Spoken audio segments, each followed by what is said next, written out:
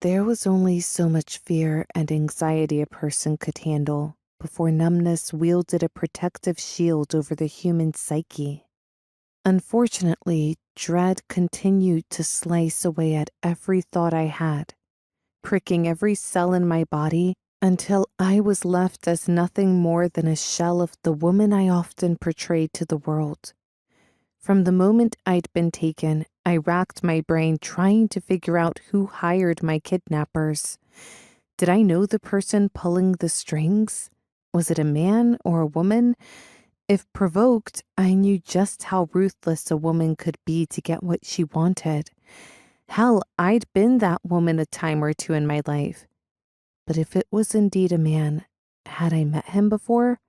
Had I slept with him? I'd made my share of enemies over the years. None I thought would go so far as to send menacing threats to my father, though. And even if they had, I never suspected they'd follow through and abduct me or my sister Emily. Or did the circumstance simply boil down to the fact I was just an innocent bystander in the twisted game of revenge? Innocent. It'd be the first time in a long time. The concept was laughable, although right now I couldn't find a speck of amusement. This couldn't have gone better.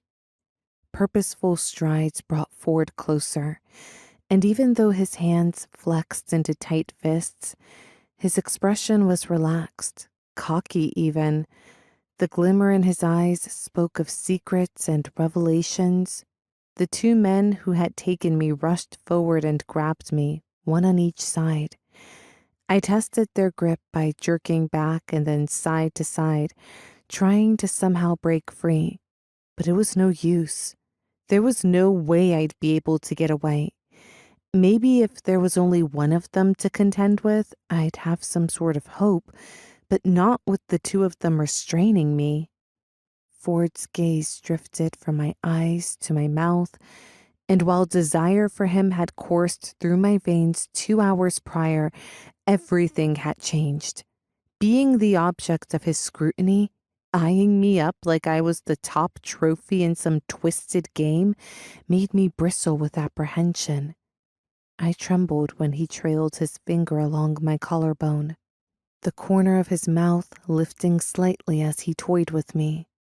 Ford Massey had been hired to protect me from this very same thing, me being taken.